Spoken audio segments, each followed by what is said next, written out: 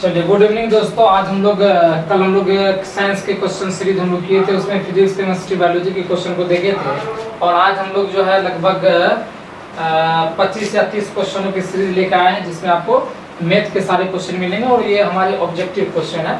आप सबों को पता होना चाहिए कि बिहार बोर्ड में 100 ऑब्जेक्टिव प्रश्न पूछे जाते हैं, जिसमें से आपको 50 क्वेश्चन सिलेक्ट करना है और 50 को आपको रिजेक्ट करना है। 50 क्वेश्चन उसमें से सिलेक्ट करके बनाना होता है। उसी क्रम में हम लोग आते हैं प्रैक्टिस के दौर में। आज हम लोग लगभग 25 क्वेश्चन का प्रैक्टिस करेंगे और विभिन्न प्रकार के इसमें प्रश्न दिए गए हैं और सभी चैप्टर इसमें इंक्लूडेड हैं।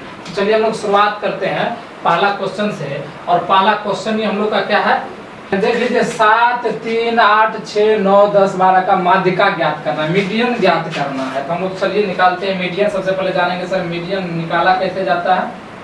चलिए माध्यिका हम लोग समझते हैं, कलर दिख रहा है।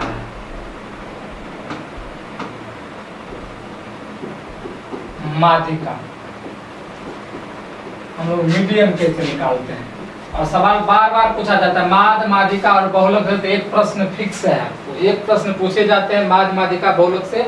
और इसका ग्राफिकल रिप्रेजेंटेशन टाइप में भी पूछा जाता है और ऑब्जेक्टिव तो इसका फिक्स है कि माध्यिका कैसे पूछा जाता है। जब भी आपको क्वेश्चन में बोल दे कि माध्यिका निकालना है, तो सबसे पहले क्वेश्चन में जितने भी क्रम में संख्या दी गई है, उन संख्याओं को या तो आप आरोही क्रम में या अवरोही क्रम में सजा लीजिए, आपकी इच्छा है। चलिए हम लोग सजाने का प्रयास करते हैं। आरोही क्रम आप लोग बेहतर जान रहे होंगे। आरोही मतलब बढ़ते क्रम, अवरोही मतलब घटते क्रम होता है। इसको सजा लेते हैं हम लोग। सबसे छोटा संख्या कौन है इसमें? 3 है। उसके बाद बताइए 3 के बाद कौन संख्या दिख रहा है आपको? 3 के बाद सर 6 है। 6 के बाद क्या है? 3। 6 के बाद क्या है? 7 है। 7 के बाद है कि 3 लिख लिए हम, 6 लिख लिए, अब 7 भी लिख लिए। अब क्या बचा हमारे पास? 8 है। उसके बाद सर 9, उसके बाद 10 है और उसके बाद क्या है? 12 है। तो हम लोग सजा लिए हैं सर। आरोही मतलब बढ़ते, बढ़ते क्रम मतलब छोटा से बढ़ेंगे आगे की तरफ, छोटा से बढ़ रहे हैं ज्यादा की तरफ, कम से ज्यादा की तरफ बढ़ेंगे तो उसको हम लोग आरोही क्रम यानी कि बढ़ते क्रम। बढ़ते क्रम मतलब बढ़ेंगे कैसे? जैसे आप लोग सीढ़ी पर चढ़ते हैं तो हम लोग पहले स्टेप बाय स्टेप जैसे चलेंगे तो ऊपर तक, ऊपर की सतह तक जाते हैं। तो पहले कम, फिर ज्यादा, इस क्रम को हम लोग आरोही क्रम बोलते हैं। सबसे कम बढ़ा लिए, फिर सबसे ज्यादा बढ़ा लिए। चलिए इसको हम लोग अब आरोही क्रम में हम लोग सजा लिए हैं। इसको किसमें सजा लिए हैं? आरोही यानी कि बढ़ते क्रम में इसको हम लोग सजा लिए हैं। अब जैसे सजा लिए, इसका माध्यिका मांगा जाता है। सर माध्यिका कैसे निकालेंगे? हम लोग गिन लेते हैं कि टोटल नंबर ऑफ संख्या इसमें कितना शामिल है। 1, 2, 3, 4, 5, 6, 7। यानी जो 7 संख्या वो विषम संख्या के क्रम में है। 7 क्या है सर? विषम संख्या। तो विषम संख्या के क्रम में तो आसान हो गया। यानी सर 7 है तो 1, 2, 3 इधर से सिलेक्ट किए, 1, 2, 3 इधर से सिलेक्ट किए, तो जो बीच में बच गया वही हमारा क्या हो गया? माध्यिका। क्या हो गया? माध्यिका। तो माध्यिका हमारा कितना हो जाएगा? 8 हो जाएगा। यदि मान के लिए 8 है हमारा और 8 हमारा ऑप्शन नंबर सी है, ऑप्शन नंबर सी है। इस प्रकार से हम लोग माध्यिका निकाल सकते हैं। सपोज मान लीजिए यदि कि नंबर ऑफ जो संख्या, नंबर यहाँ जो आया है ये विषम संख्या के रूप में आया है। यदि ये सम संख्या के रूप में आता तो क्या होता? तो सर यानी इधर से भी हम लोग 3 लेते, इधर से भी 3 लेते, लेकिन बीच में 2 संख्या बच जाता। कहने का मतलब है वो हम लेते अपने मन से, जैसे 3, 5, 7, उसके बाद हम लोग 9, उसके बाद 10, उसके बाद 12, 2, 2, 4, 2, 6। हाँ अब देखिए नंबर संख्या की ये संख्या 1, 2, 3, 4, 5, 6 संख्या है और 6 विषम संख्या है। ये विषम संख्या हम लोग कैसे निकालेंगे माध्यिका? तो इधर से भी 2 सेलेक्ट किए, इधर से 2 सेलेक्ट किए, अब बीच में कितना बच गया? 2 संख्या। तो दोनों संख्या को जोड़िए और कितना संख्या को जोड़े? 2 संख्या का तो 2 से भागा दे देना है। तो 9, 7, 16, 16/2 कितना हो जाएगा? 8 हो जाएगा। कितना हो जाएगा? 8 हो जाएगा। यदि सम संख्या के रूप में आए इस प्रकार माध्यिका निकाल सकते हैं। यदि विषम संख्या के रूप में आए तो आसानी से एक बीच में बचेगा, वही हमारा माध्यिका हो जाएगा। इस प्रकार से हमारा ऑप्शन सी हो जाता है। चलिए हम लोग बढ़ते हैं नेक्स्ट क्वेश्चन की तरफ। और हमारा दूसरा क्वेश्चन इस प्रकार है कि 9, 3, 4 जो भी है इसका बहुलक निकालना है। मीन, मीडियन, मोड, ये मोड है, इसको इंग्लिश में मोड बोलते हैं। और मोड कैसे निकालते हैं? तो हाईएस्ट फ्रीक्वेंसी। एक लाइन में समझना, हाईएस्ट फ्रीक्वेंसी क्या होता है कि इसमें कौन सी ऐसी संख्या है जो सबसे अधिक बार रिपीट किया हुआ है। जो सबसे अधिक बार इसमें दिख रहा है, जिस संख्या की पुनरावृत्ति हुई है, जिस संख्या का रिपीटेशन सबसे अधिक बार हुआ है, वही इसका बहुलक हो जाएगा। अब देखते हैं 9 यहाँ दिख रहा है सबसे अधिक बार, एक ऑप्शन कहाँ छूट गया, चलिए एक ऑप्शन किधर गया, हाँ यहाँ देखिए 1 गो 9, 2 गो 9, 3 गो 9, 4 गो 9, यानी कि 9 जो है इसमें कुल 4 गो है, लेकिन अदर संख्या इससे कम ही है, इसीलिए इस प्रकार से हमारा आंसर क्या हो जाएगा, 9 हो जाएगा। क्या हो जाएगा, 9 हो जाएगा। हमारा आंसर 9 हो जाएगा। यानी बहुलक कैसे निकाला जाता है, बहुलक कैसे निकालेंगे, यदि सबसे उस जो भी क्रम संख्या के दिया गया है उस क्रम में सबसे अधिक बार किस संख्या को रिपीट किया गया है, वही हमारा बहुलक हो जाएगा। चलिए अब तीसरा क्वेश्चन जो बच्चा वाला है कि अभाज्य संख्या कौन सा है, किधर गया तीसरा क्वेश्चन, तीसरा क्वेश्चन अभाज्य संख्या क्या होता है, वैसी संख्या जो स्वयं से तथा एक के अलावा किसी दूसरी संख्या से नहीं कटे, उसे हम लोग क्या बोलेंगे, अभाज्य संख्या। देखिए जैसे मान के चलिए सबसे छोटी अभाज्य संख्या 2 है, सबसे छोटी अभाज्य संख्या क्या है, 2 है। कहने का मतलब सर अभाज्य संख्या होता क्या है, उसको हम लोग फटाफट से समझने का प्रयास करते हैं। छोटी अभाज्य संख्या, सबसे छोटी अभाज्य संख्या 2 है, यानी कि वैसी संख्या जो स्वयं क्या है 2 और क्या है 1, इन दोनों के अलावा किसी दूसरे से नहीं कटना चाहिए। अब यदि 3 लेते हैं सर, तो ये 3 और 1 के अलावा दूसरे से नहीं कटना चाहिए, नहीं कट रहा है तो ये हमारी अभाज्य संख्या है। 5 के यदि हम लोग चर्चा करते हैं तो स्वयं तो 5 हो गया, और 1 इन दोनों के अलावा इसका गुणनखंड नहीं होना चाहिए। यदि इनके अलावा गुणनखंड होता है तो उसे हम लोग भाज्य संख्या बोलते हैं। तो हम लोग देख लेते हैं 27 का तो निकलेगा 1 से भी कटेगा, 3 से कटेगा, 9 से कटेगा, 27 से कटेगा। इसके तो स्वयं से और इसके अलावा दूसरा भी गुणनखंड है, ये नहीं होगा। 35 का 1 से भी कटेगा, 5 से भी कटेगा, 7 से भी कटेगा, ये भी नहीं होगा। अब हम लोग 12 भी नहीं होगा, इसमें तो कोई ऑप्शन नहीं होगा। इसमें पूछा कौन सी अभाज्य संख्या है, इसमें कोई अभाज्य संख्या नहीं है, क्योंकि चारों में से जितनी भी चारों संख्या हैं सभी संख्या का गुणनखंड स्वयं या 1 के अलावा अब बहुत सारे हैं। इस प्रकार से हम लोग कह सकते हैं कि ये ऑप्शन शायद गलती है, इस ऑप्शन को लगता है गलती से टाइपिंग कर दिया गया, ऑप्शन नहीं होना चाहिए, 4 ऑप्शन नहीं होगा। अभाज्य संख्या इन सबों में से कोई सा भी अभाज्य संख्या नहीं है, लेकिन हम लोग कंसेप्ट को समझने का प्रयास किए कि अभाज्य संख्या क्या है सर, कि वैसी संख्या जिनका स्वयं और 1 के अलावा कोई दूसरा गुणनखंड नहीं हो, उसे हम लोग क्या बोलते हैं, अभाज्य संख्या कहते हैं। चलिए नेक्स्ट क्वेश्चन हम लोग बढ़ते हैं। यदि किसी बारंबारता सारिणी का माध्य दिया गया है, अब क्या दिया गया है, माध्य दिया गया, माध्य दिया गया, जो दिया गया पर इसको फटाफट से लिखिए। माध्य दिया गया 8.9, उसके बाद माध्यिका दिया गया कितना, माध्यिका कितना दिया गया है, तो आपको 9 दिया गया है। इसका पूछा है कि बहुलक क्या होगा। बहुलक का डायरेक्ट फार्मूला है, लगाएंगे और आंसर लाएंगे। बहुलक बराबर होता है सर 3 गुना माध्यिका, 3 गुना माध्यिका माइनस 2 गुना माध्य, 2 गुना माध्य। ये पक्का ऐसे क्वेश्चन आते हैं, ये क्वेश्चन बार बार आ चुके हैं और इस क्वेश्चन के आने की संभावना भी बहुत ज्यादा है, इसलिए इस प्रकार के क्वेश्चन को हमको हल करना है। तो माध्यिका कितना है सर, 9 है, तो 3 गुना 9। उसके बाद माध्य कितना है, माध्य 8.9, तो 8.9 रखेंगे। हल करते हैं हम लोग, 9 तिया 27, फिर 9 दूना 18, 8 दूना 16, 1 17, यानी कि सर 27 में से हमको घटा लेना है, 27 में से हमको घटाना है 17.8, 10 में से 8 गया 2, यहाँ 6/16 में से 7 गया 9, 9.2 हमारा 100, यानी कि डी ऑप्शन हमारा राइट आंसर होगा।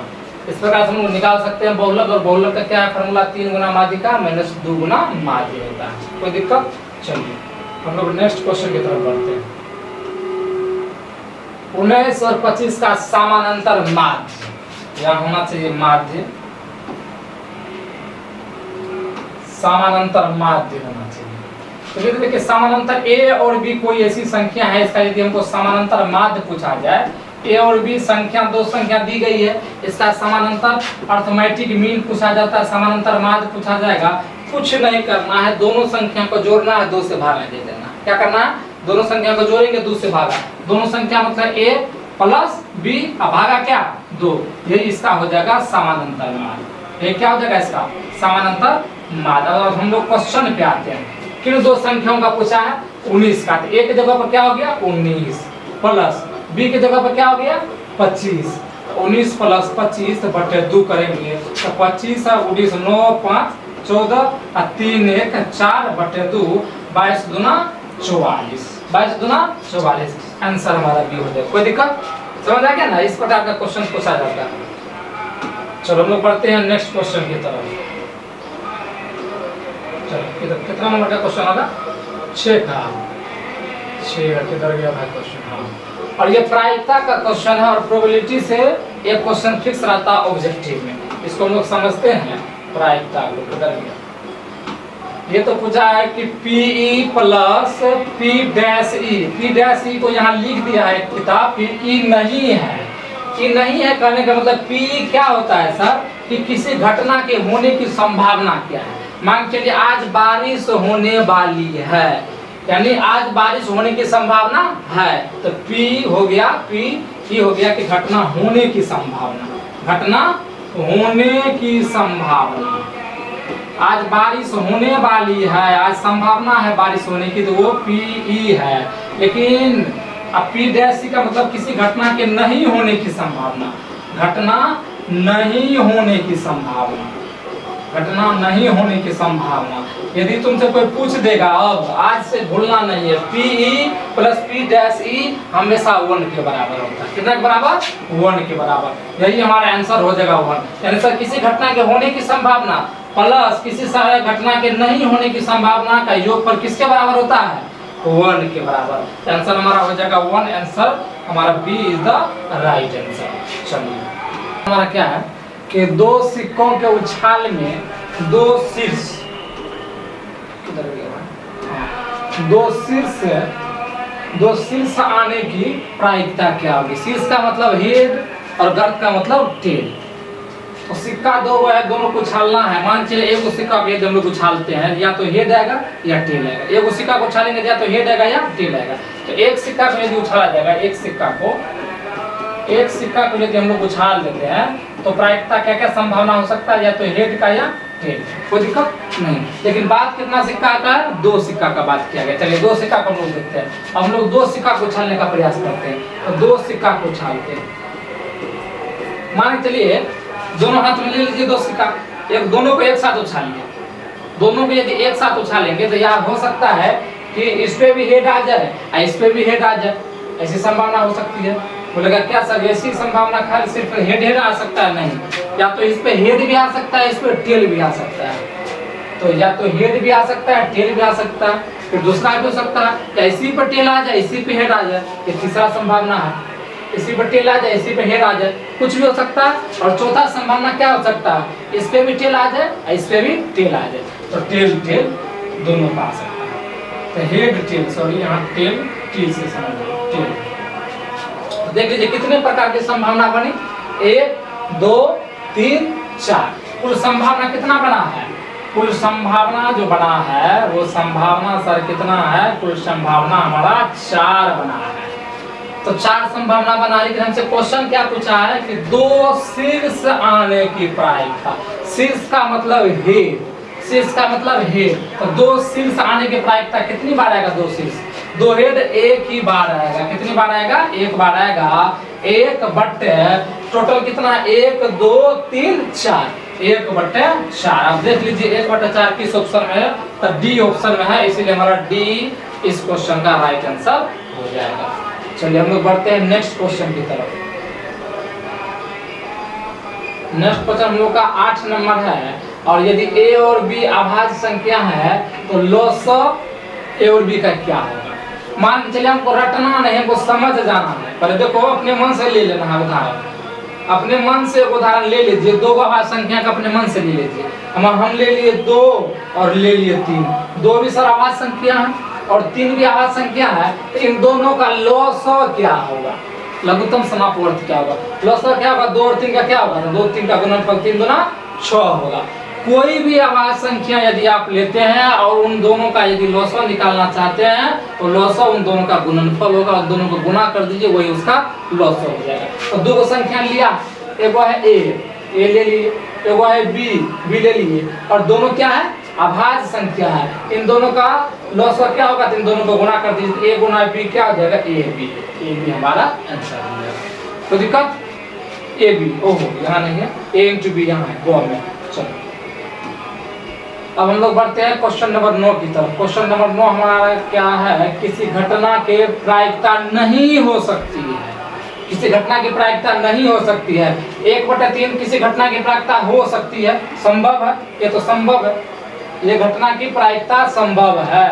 ये हो सकता है सर 0.3 भी हो सकता है। 33% का मतलब क्या हो गया 33/100, 33/100 ये भी संभव है। 33/100 का मतलब क्या हो गया 0.33, तो ये भी संभव है। यानी पॉजिटिव वाला जितना भी आएगा, लेकिन याद रखना है कि P प्लस P डैश कितना आया था, कितना आया था 1 आया था। यानी किसी घटना के होने की संभावना और नहीं होने की संभावना 1, यानी 1 से ज्यादा प्रायिकता का मान नहीं हो सकता है। ये तीनों जितना भी ऑप्शन हम लोग देख रहे हैं वो 1 से क्या है कम ही है। लेकिन 7 यदि 6 की चर्चा करते हैं तो भागा दीजिए आप, छक्का 6, फिर देखिए दशमलव, फिर देखिए छक्का 6, 1.1 आ गया, कितना आ गया 1.1 आ गया। लेकिन नियम क्या है सर 1 से ज्यादा नहीं होना चाहिए, 1 से ज्यादा नहीं होना चाहिए। इसमें 1 से ज्यादा है तो यही होगा, कौन नहीं हो सकता है तो यही नहीं हो सकता, 1 से ज्यादा प्रायिकता नहीं हो सकता। चलिए हम लोग आते हैं और बढ़ते हैं क्वेश्चन नंबर 10 की तरफ ना। 10 में क्या है सर कि संख्या 2.131, देखिए रिपीट कहीं कर रहा है संख्या, कई संख्या रिपीट नहीं कर रहा है। आपको लग रहा है कि कोई संख्या रिपीट करेगा, इसमें से कोई संख्या रिपीट नहीं कर रहा। 1 3 है, फिर 1 1 3 है, फिर 1 1 1 3 है, फिर 4 को 1 3 है, यानी कोई भी यहाँ से रिपीटेशन कहीं नहीं दिख रहा है। जब रिपीटेशन नहीं दिखे तो वो हमारा क्या हो जाएगा अपरिमेय संख्या, क्या हो जाएगा अपरिमेय संख्या। यदि संख्या रिपीट करता है तो वो परिमेय संख्या होता है, उसको परिमेयकरण करके हम लोग उसका परिमेयकरण निकाला जा सकता है। वो परिमेय संख्या जैसे x का मान के चलिए 0.2 पर रेकरिंग है। रेकरिंग का मतलब सर 0.0 के बाद 2 2 2 2 2 ये रिपीट कर रहा है। इसका मतलब सर इसको हम लोग परिमेय संख्या यानी कि P/Q के रूप में लिख सकते हैं, जबकि ये रिपीट नहीं कर रहा है, अर्थात इसे P/Q के रूप में नहीं लिखा जा सकता है, नहीं लिखा जा सकता तो ये अपरिमेय संख्या होगी। चलिए और हम लोग बढ़ते हैं नेक्स्ट क्वेश्चन की तरफ। क्वेश्चन नंबर 11, फिर कलर चेंज,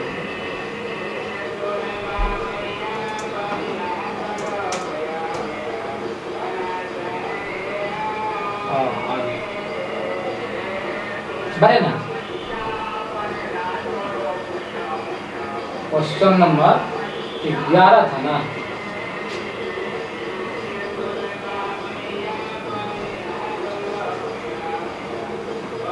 क्वेश्चन नंबर 11, चलिए स्वाभाज्य संख्याओं का मौसम क्या होगा।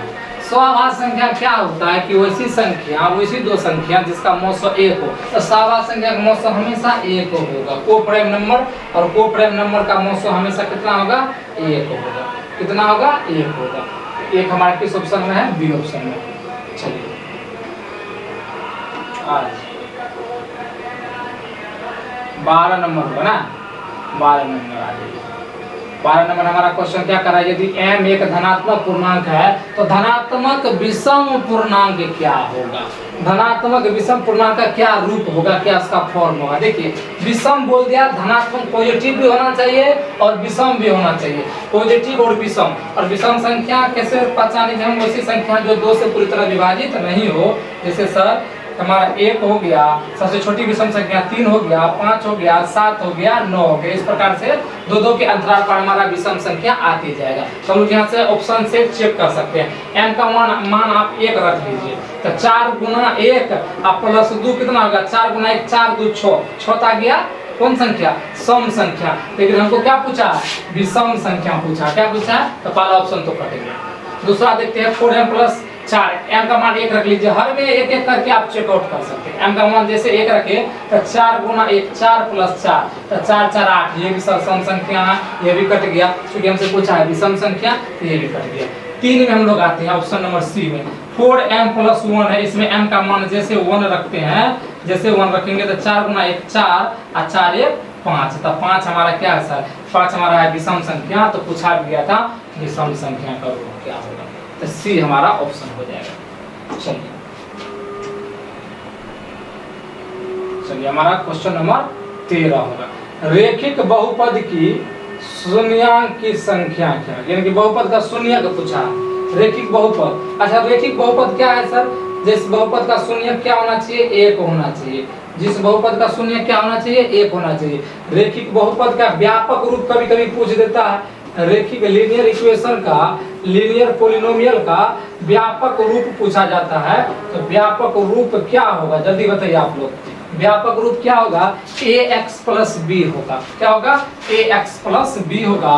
ax प्लस बी होगा जिसमें a 0 के बराबर नहीं होना चाहिए, a 0 के बराबर नहीं होना चाहिए। और b क्या 0 के बराबर होगा, b सोच लीजिए यदि a 0 हो जाएगा तो x गुना 0 क्या हो जाएगा, 0 हो जाएगा। तो 0 प्लस बी क्या बच जाएगा, हमारा अचर पद बच जाएगा। इसीलिए कंडीशन अप्लाइड है कि a सर 0 नहीं होना चाहिए। a 0 होगा तो काम खत्म हो जाएगा, तब सिर्फ और सिर्फ बचेगा अचर। यानी इसका घात, रेखिक बहुपद का घात कितना होता है, घात 1 होना चाहिए। यदि रेखिक बहुपद को शून्य के बराबर कर देंगे तो शून्य निकल जाएगा और ax बराबर माइनस बी और x का मान हो जाएगा माइनस बी बटे a। यानी कि हम लोग क्या कर सकते हैं, रेखिक बहुपद का जो व्यापक रूप है ax प्लस b है, जिसमें a शून्य नहीं होगा। a यदि शून्य होगा तो शून्य गुना x, तो ये शून्य हो गया, बचेगा सिर्फ और सिर्फ b, और b हमारा बच जाएगा अचर पद। अचर पद को हमको देखना नहीं है, हमको रेखिक बहुपद इसका घात कितना 1, घात पूछा है तो घात 1 मतलब शून्य 1, जितना घात उतना शून्य। द्विघात का घात कितना है देखिए बताइए जल्दी, द्विघात का घात कितना 2, तो शून्य के भी 2 होगा, शून्य के भी कितना होगा 2।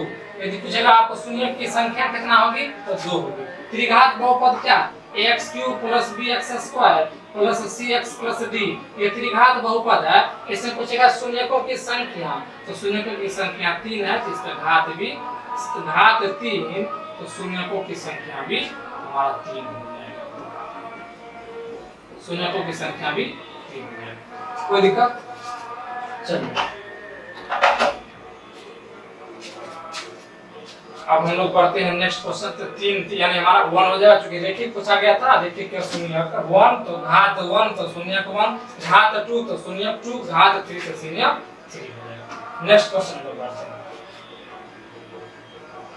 14 नंबर हमारा क्वेश्चन है कि 2x² - 3x - 5 का एक शून्य के ज्ञात कीजिए। शून्य के ज्ञात करना, यही क्वेश्चन है ना। चलिए हम लोग इसको हल करते हैं।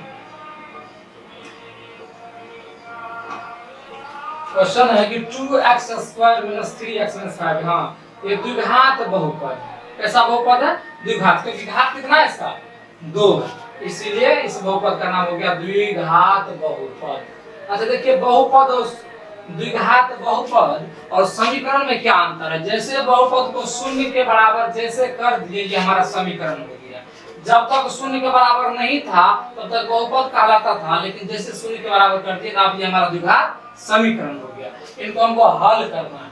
हल कैसे करते हैं सर, तो अचर पद को हम लोग x² के गुणांक के साथ गुणा करते हैं। अचर पद 5 है और x² का गुणा 2 है, तो 5 गुना कितना आ गया 10। 10 का हम लोग गुणनखंड निकालते हैं। कैसे निकालते हैं देखिए, आराम से आप लोग बच्चा में पढ़ेंगे। 2 पंचे 10, तो 2 पंचे 10, 2 और 5 ही आएगा 10 का गुणनखंड।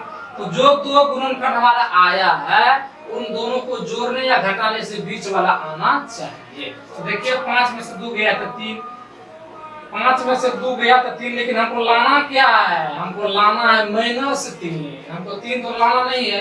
5 में से यदि 2 घटाते हैं तो 3 होगा, लेकिन 3 नहीं -3 लाना है। तो -3 कैसे लेंगे, -3 कैसे लेंगे, -5 प्लस 2 करेंगे। 5 के साथ माइनस लेंगे और 2 के साथ प्लस लेंगे। अब घटाइए तो -3 हो जाएगा। यानी इसका जोड़ा कैसे बना, 2x² - 5x प्लस 2x - 5 बराबर 0। घात जितना शून्य भी उतना, यानी x का मान भी उतना ही आएगा। 2 है घात, x का 2 ही मान आएगा। दोनों मान अब क्या होगा उन मान को हम लोग निकालते हैं। चलिए यहाँ से कॉमन क्या क्या दिख रहा है आपको, सर x दिख रहा है और कुछ नहीं दिख रहा है कॉमन। x के अलावा और कुछ नहीं दिख रहा है, x ले लिए बाहर। यहाँ बच गया एगो 2 और 2 को x में से एगो x ले लिए, तो एगो x तो अभी भी बाकी है। चलिए उसके बाद यहाँ देखते हैं, अब जब x यहाँ से बाहर ले लिए तो इसके पास बेचारा के पास क्या बचा है, 5 बचा है। इन दोनों में से कॉमन कुछ दिख रहा है, कुछ नहीं दिख रहा है, तो 1 ले लीजिए बाहर और 2x 5 को कर दीजिए अंदर। अब हमारे पास देखिए 2x 5 2x 5 कॉमन आ गया, तो 2x 5 को 0 के बराबर करिए तो x का मान कितना हो जाएगा, 5/2।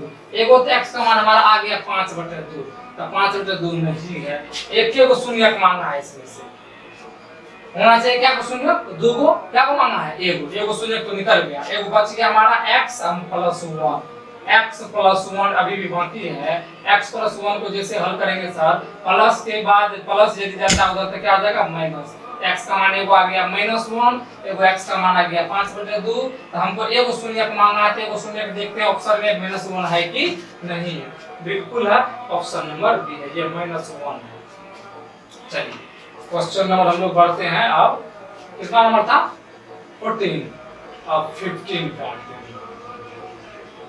यदि px बराबर qx गुना gx, चलिए प्लस rx होना चाहिए लेकिन यहाँ नहीं है, समझ लेते हम लोग बचपन में भाग पढ़े होंगे, वही भाग है। चलिए हम लोग पढ़ते हैं भागा कैसे देते हैं, ऐसे भागा देते हैं, भागा देते हैं तो ये क्या है सर, ये भाज्य है, ये क्या है भाजक है, और ये क्या होता है बताओ, भागफल, और ये क्या है हमारा शेषफल। हम लोग बचपन में पढ़े थे कि भाज्य बराबर भाजक गुना भागफल, और प्लस होता है शेषफल, प्लस क्या होता है शेषफल। इसी को मान लिया गया है, देखिए इसी को मान लिया गया है px, और इसको माना है क्या gx, इसको माना क्वोशिएंट qx, और इसको माना है शेषफल को rx, रिमाइंडर के रूप में rx, कोई दिक्कत नहीं। तो इस सूत्र को बैठाना, भाज्य बराबर, भाज्य की जगह पर क्या है px, भाज्य की जगह पर px बराबर, भाजक की जगह पर भाजक, भाजक की जगह पर क्या है gx, गुना भागफल, भागफल की जगह पर क्या है qx, गुना देते हैं qx, प्लस शेषफल, शेषफल की जगह पर क्या है rx, यही हमारा सूत्र बनता है जो हम लोग इसको रट लेते हैं। तो इसी के लिए है भागा से, भाज्य बराबर भाजक गुना भागफल प्लस शेषफल। अब इसको हम लोग हल करते हैं, देखिए हमसे px का घात दिया गया है और gx का भी घात दिया गया, तो बहुत आसान है, खाली हमको रेशियो पूछा है px बटे gx। देख लीजिए px का मान कितना 6 बटे gx का मान कितना है 2, तो 6/2 यानी 2 3 6, 3 बार सी बनेगा। चलिए हम लोग बढ़ते हैं 16 नंबर क्वेश्चन की तरफ। शून्यकों का योगफल मांगा है, बहुत बढ़िया, बहुत अच्छा सवाल है, और सवाल क्या ये पूछा ही जाता है, शून्यकों का योगफल और शून्यकों का गुणनफल में से एक सवाल फिक्स रहता है। चलिए तो शून्यकों का योगफल और गुणनफल, शून्यकों का योगफल क्या होता है सर, जैसे द्विघात बहुपद का व्यापक रूप ax² + bx + c बराबर 0, इसमें दो शून्यक होते हैं, एक अल्फा और एक होते हैं बीटा, तो अल्फा प्लस बीटा यही तो है शून्यकों का योगफल, ये होता है -b/a, अल्फा गुना बीटा यही है शून्यकों का गुणनफल, ये होता है c/a, होता है ना। तो अल्फा प्लस बीटा हमसे पूछा गया है, शून्यकों का योगफल मांगा है, तो योगफल का सूत्र क्या है -b/a, तो -b/a, b क्या है देखो, x के पीछे वाला को क्या बोलते हैं b, x² के पीछे वाला को क्या बोलते हैं a, तो यहाँ देखो b क्या होगा, x के पीछे क्या छिपा हुआ है -11, तो x के पीछे 2, फार्मूला में तो माइनस पहले से है, अब b की जगह पर आ गया -11, तो -11 हम लोग यहाँ देते हैं, a की जगह बैठाइए, x² के पीछे वाला, x² के पीछे वाला को a बोलते हैं, और ये x² के पीछे क्या छिपा हुआ 6 छिपा हुआ, 6 दे देते हैं, कोई दिक्कत, फार्मूला तो माइनस माइनस प्लस हो गया 11/6, देखिए किस ऑप्शन में 11/6, सी इज द राइट आंसर, कोई दिक्कत। चलिए हम लोग आगे बढ़ते हैं नेक्स्ट क्वेश्चन।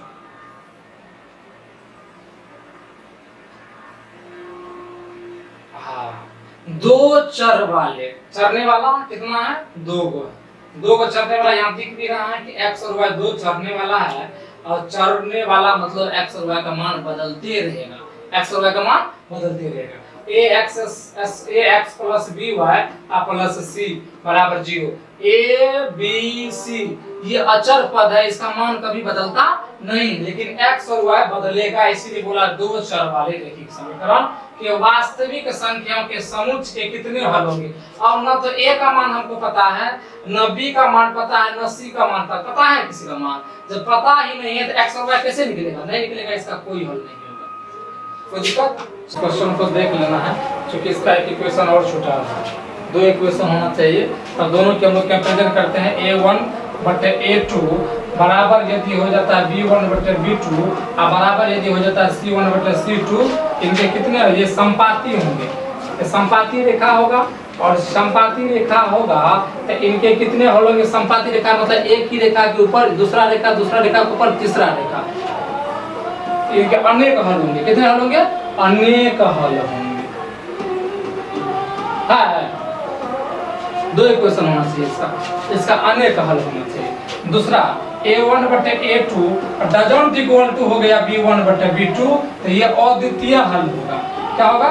अद्वितीय हल। अद्वितीय हल का मतलब क्या? इसका सिर्फ और सिर्फ एक ही हल होगा, यानी रेखा प्रतिच्छेद करेगा किसी एक बिंदु पर और इसी बिंदु पर x का या y का मान आएगा, किसी एक चीज का मान आएगा और एक मान होगा। तीसरा a1 बटे a2 बराबर b1 बटे b2 doesn't equal to c1 बटे c2। ये जब होगा तो इसके कितने हल होंगे सर? इनके अनेक हल होंगे। अनेक हल क्यों बोल रहे हैं? क्योंकि रेखा समानांतर है। जब रेखा समानांतर है तो बताइए कहीं मिलेगा? रेल का पटरी देखा है, रेल का पटरी के बीच में डिस्टेंस मेंटेन रहता है, कहीं मिलेगा? कहीं नहीं मिलेगा, हमेशा चलते रहेगा। और कहीं भी जाके अनंत दूरी पर भी इन दोनों के बीच की दूरियां हमेशा समान रहेगी। तो जब ये रेखा कहीं मिलेगा ही नहीं, जिनके बीच कभी भी हल नहीं हो, कोई हल नहीं, सॉरी कोई हल नहीं, इनका कोई हल नहीं होगा, एक भी इसका आंसर नहीं आएगा, कोई हल नहीं। इसका अनेक हल होगा। चलिए इस प्रकार यानी ये क्वेश्चन गलती है, एक इक्वेशन और होना चाहिए। टाइपिंग मिस्टेक हो गया। यदि रेखिक समीकरण का युग्म संगत है, ये भी पूछा जाता है, अभी जो बताए थे वही चीज है। रेखिक समीकरण का युग्म संगत है तब उनके द्वारा निरूपित करते हैं। तो चाहे प्रतिच्छेदी हो या संपाती हो, ये रेखा है संगत रेखा। क्या है? संगत है, संगत।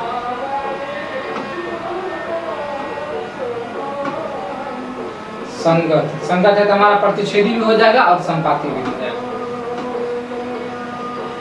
चलिए, यदि वृत्त के व्यास के सिरों का निर्देशांक दिया गया है।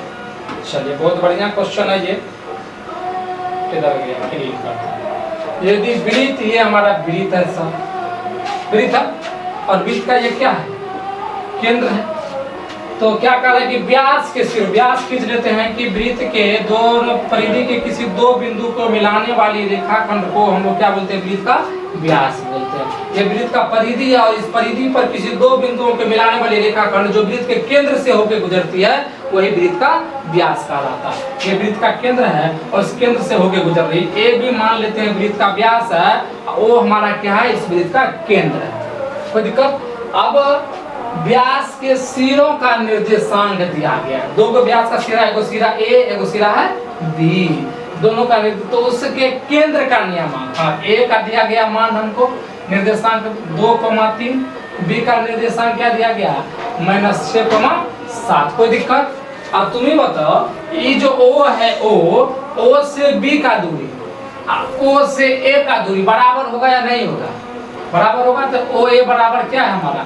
ओ बी है। तो हम लोग कह सकते हैं, ऐसे भी निकाल सकते हैं, या हम लोग कह सकते हैं ये तो मिडिल पॉइंट का काम करता है, मध्य बिंदु का। और मध्य बिंदु का निर्देशांक क्या होता है? मध्य बिंदु का निर्देशांक क्या होता है? मध्य बिंदु का निर्देशांक क्या होगा? मध्य बिंदु का निर्देशांक यहाँ हमको x, y निकालना है। ये सर क्या है? x1, ये है y1 और इसके निर्देशांक है x2 और यह ये y2। हमको पूछा कि मध्य बिंदु का निर्देशांक यानी x भी निकालना है, y भी निकालना है। जब भी मध्य बिंदु का निर्देशांक पूछा जाए तो कुछ नहीं करना, x1 प्लस x2, एक जाति वाला को जोड़ देना है और 2 से भागा दे देना। इधर भी एक जाति वाला को जोड़ दो और 2 से भागा दे देना है। यही हमारा मध्य बिंदु का निर्देशांक हो जाता है। और x1 का मान कितना है जल्दी बताओ, 2 है। x2 का मान कितना है -6 है और भागा है 2। 6 माइनस 2 माइनस 6 तो -4/2, 2 दूना 4 -2। x तो आ गया -2। अब हमको दूसरा ऑप्शन देखने की आवश्यकता भी नहीं है, -2 इसी में दिखा है, इसको मार दिए। वैसे निकालने के लिए निकाल सकते हैं y1 + y2। y1 कितना है 3 है, निकाल लिए फटाफट से। y2 कितना है 7 है, 7 3 10 और 10/2 कितना होगा 2 5 10, 2 - 2,5। ये हमारा ऑप्शन भी हो जाएगा। मतलब कोई दिक्कत नहीं। तो मध्य बिंदु का निर्देशांक मांगा गया था। हमारा तीसरा क्वेश्चन क्या है, ये हमारा त्रिभुज चैप्टर नंबर 6 में है त्रिभुज। उसी त्रिभुज का सवाल है, उसमें समरूप और सर्वांगसम पढ़ाए जाते हैं। उसको हम लोग देखने का प्रयास करते हैं क्या होता है, इसको हम लोग क्लियर करते हैं। हम लोग आते हैं, त्रिभुज है ABC। त्रिभुज ले लीजिए ABC, इसका नाम दे दो A, इसका नाम B, इसका नाम C। ABC एक त्रिभुज है।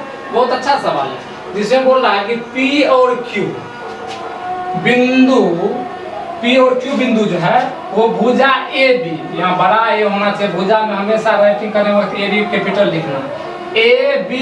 AB का मध्य बिंदु है P, AB का मध्य बिंदु इसके बीच में है P, और AC पर एगो बिंदु रखल है Q। AC है ना, इसके बीच में रखल है Q। कोई दिक्कत नहीं।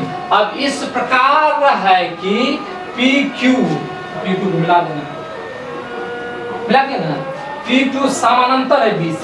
अब देखो PQ है कि नहीं है ना, BC है कि नहीं है, तो BC यहाँ लिख लो। ये दोनों समानांतर रेखा है कि नहीं है, समानांतर है। तो सर यहाँ बेसिकली क्या क्या दिया गया सवाल है, PQ समानांतर है BC।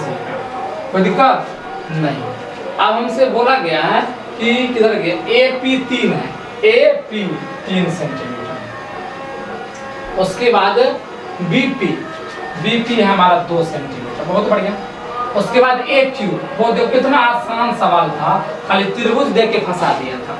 और QC या CQ हमारा है X, हमको X का ही मान मांगा, कुछ नहीं करना। इस प्रकार का सवाल जब भी आए, तो जब भी इस प्रकार के त्रिभुज पे सवाल दिया जाए, कुछ नहीं करना, AP बट BP या PB जो लिखो, उसके बाद AQ बटा क्या हो जाएगा QC।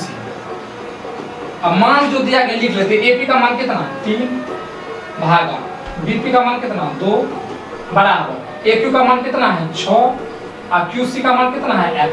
बताओ कोई दिक्कत नहीं ना। 3 दूना और 2 गुना 2 क्रॉस क्रॉस गुना कर रहे हैं, 2 गुना 2 कितना 4, तो X का मान कितना आ गया 4, यानी B हमारा राइट आंसर हो जाएगा। कोई दिक्कत नहीं ना, बहुत आसान सवाल है। थोड़ा सा हमको थोड़ा सा सोचना पड़ेगा, और त्रिभुज का सवाल हालांकि आसानी होता है, और ऑब्जेक्टिव में इसी प्रकार के क्वेश्चन पूछे भी जाते हैं। फिर से त्रिभुज से आगे एक सवाल, चलो इसको हम लोग देखते हैं। कहा कि 2 समरूप त्रिभुज क्या है, रूप एक जैसा लगेगा, शकल एक जैसा लगेगा, लेकिन आकृति अलग होगा, मतलब डायमेंशन उसका अलग होगा, लंबाई अलग हो सकता है, चौड़ाई अलग हो सकता है, ऊंचाई अलग हो सकता है, ठीक ना। तो 2 समरूप त्रिभुज का क्षेत्रफल है, जैसे बोलेगा, मान चलो एक त्रिभुज है ABC, देख लिया ना, दिखा दे रहा ना ABC। एक त्रिभुज ले लिया हम D, हाँ बस एक त्रिभुज है ABC, दूसरा त्रिभुज है D। दोनों देखने में कैसा लग रहा है ना, लेकिन सबका अलग अलग डायमेंशन, लंबाई चौड़ाई अलग अलग है कि नहीं, लेकिन देखने में एक रूप लगे, लेकिन लंबाई चौड़ाई ऊंचाई अलग अलग हो, तो उसे हम लोग समरूप बोलते हैं। क्या बोलते हैं समरूप। बाजार में कभी कभी हम शकल मिलता है ना, लेकिन बहुत चीज अलग होता है ना, कोई ऊंचा रहता है कोई छोटा रहता है, लेकिन लगेगा कि एक ही जैसे दिख रहा है, तो वही है हम शकल समरूप है। इसका क्षेत्रफल का अनुपात, इसका एरिया A1 9, इसका एरिया दिया हुआ A2 बेसिकली 4। जब भी इस प्रकार का सवाल आवे और ऑब्जेक्टिव में आए, और संगत भुजा का, संगत ऊंचाई का, ये संगत ऊंचाई है, इसका अनुपात जब भी पूछा जाएगा तो कुछ नहीं करना है। ऊंचाई मान चलो AM है और इसका DM है, जैसे AM अनुपात पूछेगा यदि DM, तो कुछ नहीं करना है, जो भुजा जो क्षेत्रफल दिया गया है उसका अंडर रूट ले लेते हैं। क्षेत्रफल क्या दिया गया उसका अंडर रूट ले लेते हैं, तो रूट 3 का √9 का 3 और √4 का कितना वर्गमूल 2, 3:2। मतलब कोई दिक्कत? जब भी इस प्रकार का क्षेत्रफल में आ जाए अनुपात में, आप बोलेगा कि भुजा निकालिए क्या ऊंचाई, तो उसका हम लोग क्या कर देते हैं, वर्गमूल निकाल लो, आंसर आ जाएगा। त्रिभुज PQR में, त्रिभुज PQR में, तो त्रिभुज है सर PQR ले लेते हैं, तो Q बीच में है तो Q को यहाँ रखो 90 डिग्री पर। PQR में क्या बताएगा जल्दी बताओ कि PQ² बराबर, ओहो, PQ² बराबर PR² प्लस QR²। यह है कभी संभव? PQ यानी RP की जगह पर होना चाहिए, Q 90 PR। यहाँ पे यदि Q को यहाँ लिया गया है, Q को यहाँ लिया गया है तो दिक्कत है। PQ² बराबर PQ, इसको तब लेना है और इसको R लेना पड़ेगा, तब ना PQ² बराबर PR² प्लस QR² हो जाएगा। ऐसा यदि होता है, ये तभी संभव है, कर्ण² बराबर लंब² प्लस आधार², तभी संभव है जब एंगल कितना डिग्री होना चाहिए, 90 डिग्री। एंगल कितना डिग्री, 90 डिग्री होना चाहिए। इसके अनुसार यदि चलते हैं